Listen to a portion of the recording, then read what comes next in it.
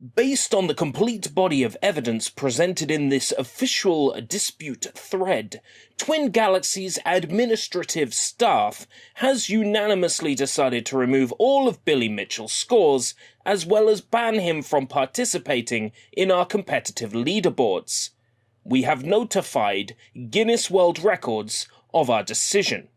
On the 2nd of February 2018, Twin Galaxies member Jeremy Young, at Zelnia, filed a dispute claim assertion against the validity of Billy Mitchell's historical and current original arcade Donkey Kong score performances of 1,047,200, the King of Kong tape, 1,050,200, the Mortgage Broker's score, and 1,062,800, the Boomer's score, on the technical basis of a demonstrated impossibility of original unmodified Donkey Kong arcade hardware to produce specific board transition images shown in the videotaped recordings of these adjudicated performances.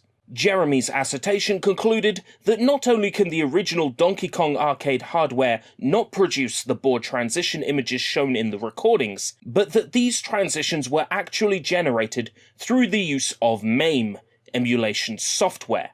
The rules for submitting scores for the original arcade Donkey Kong competitive leaderboards requires the use of original arcade hardware only. The use of MAME or any other emulation software for submission to these leaderboards is strictly forbidden. Jeremy Young provided his dispute case evidence to the dispute thread for both public and Twin Galaxies scrutiny and review.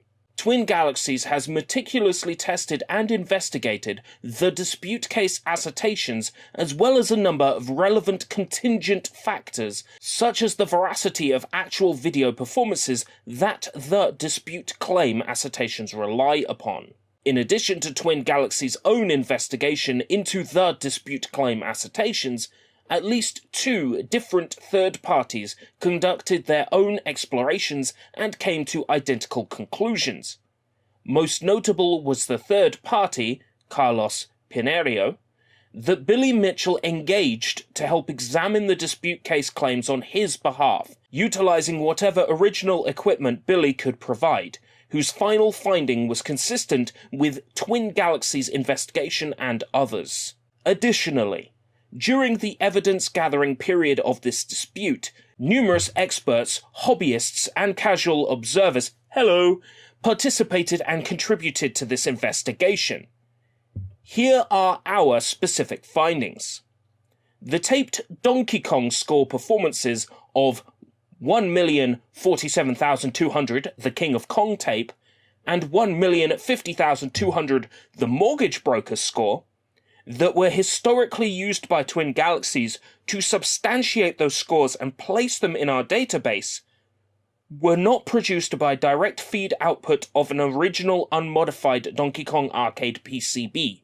The 1,062,800, the Boomer's score, Donkey Kong performance, does not have enough of a body of direct evidence for Twin Galaxies to feel comfortable to make a definitive determination on at this time.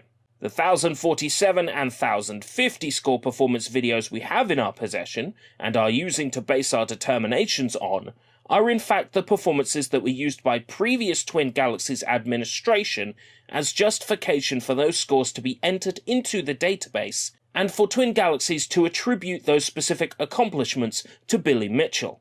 We have several different and unique sources of these performances and access to private historical Twin Galaxies referee email distribution records showing where these sources acquired their copies and what the purpose was. Of significant note is that it is very straightforward for anyone to check the authenticity of the 1047 performance source tape by just cross-referencing the digital capture of the performance that has been posted in this dispute thread with the very public King of Kong movie gameplay footage along with its DVD extras. While we know for certain that an unmodified original DK arcade PCB did not output the display seen in the videotaped score performances, we cannot definitively conclude that what is on the tapes is MAME. To definitively conclude that MAME was used, Twin Galaxies would need to comprehensively rule out the possibility of all other methods that could produce what is seen on the tapes. This would mean testing all other emulators other than MAME across all other platforms to eliminate the possibility that a different emulator was used. It would also mean testing visual effects software and anything else we can think of to be definitively certain. This kind of testing is beyond the scope of the dispute case needs. From a Twin Galaxies viewpoint, the only thing to know is whether or not the score performances are from an unmodified original DK arcade PCB as per the competitive rules. We now believe that they are not from an original unmodified DK arcade PCB, and so our investigation of the tape content ends with that conclusion and assertion. Twin Galaxies has endeavoured to provide a fair opportunity and reasonable amount of time for all sides and interests to present their thoughts and evidence as it has evaluated this dispute claim. Twin Galaxies has also investigated this matter as comprehensively as reasonably possible to make sure that its findings are as informed as possible. Throughout every step of this investigation, Billy Mitchell had the opportunity to answer questions and contribute to the public dispute thread. However, he was under no obligation to participate in this dispute thread, and as such he chose not to do so. Twin Galaxies is only looking at the dispute claim assertions about score performances and either validating or refuting those claims specifically. It is not evaluating people. Twin Galaxies would like to give a huge thank you to all involved in this dispute from all sides.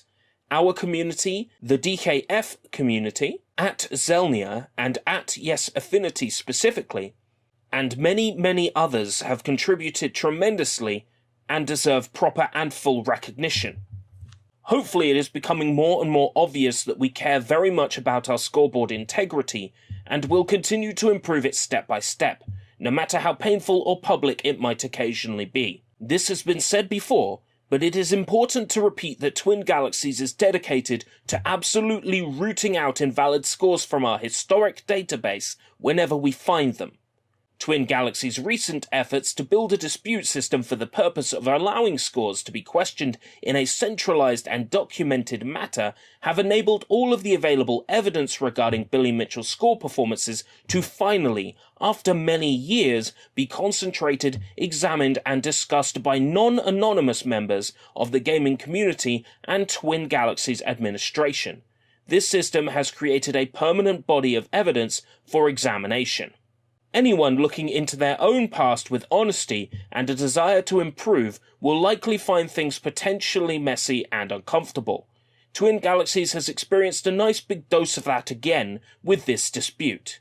However, Twin Galaxies understands that this is required for it to continue to its commitment to accuracy. As we have all learned, this cannot occur overnight and must be a step-by-step process.